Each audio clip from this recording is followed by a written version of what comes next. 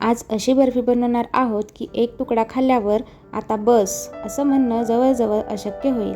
Video skip न करता शेवटपर्यंत बघा, कारण मध्ये एक ट्रिक आहे जी तुमची बर्फी मऊ आणि परफेक्ट तुकडे न पडणारी बनवेल। चला करूया मग सुरुवात। आजच्या रेसिपीच्या कलाकारांना आधी भेटूया।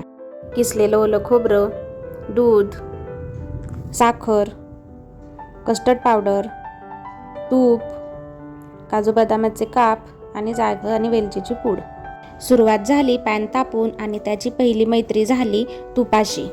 आता एंट्री आपल्या हिरोची म्हणजे ताज्या ओल्या खोबऱ्याची, पण त्याला आधी थोडं भाजून त्याच्यातील जास्तीचा ओलावा काढून घ्या।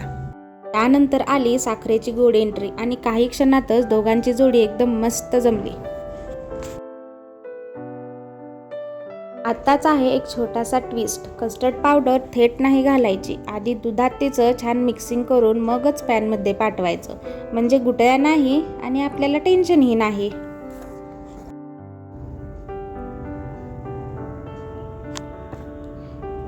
मिश्रण थोडं हट्टी वाटतंय ना, म्हणूनच आता एक काम करायचं, थोडंसं अजून दूध घ्यायचं आणि त्यामध्ये मिसळायचं। दूध मिसळलं आणि सगळं एकजीव होईपर्यंत मस्त शिजवलं। आता वेळ जवळ आली आहे बरं का। कोणाची बरं? विचार करा थोडासा। ठीक आहे, मी सांगते, आपल्या टेस्ट वाढवणाऱ्या टीमची। काजू बदामाचे काप आणि वेलची आणि जायफळची पूड। इतका छान सुगंध येतोय की वाटलं सेट होण्याआधीच खाऊ का।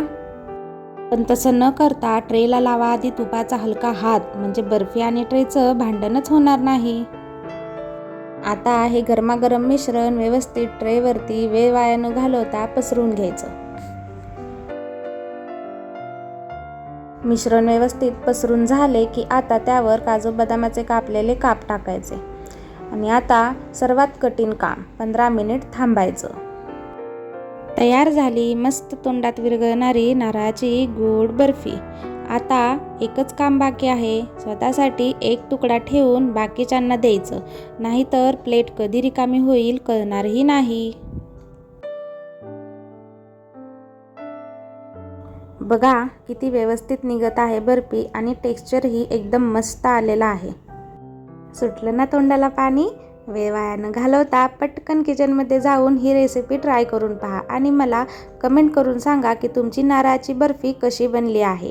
व्हिडिओ आवडला असेल तर मित्रमैत्रिणींसोबत शेअर करून लाईक करा आणि कोमलची कला दुनिया या चॅनलला सबस्क्राईब करायला विसरू नका।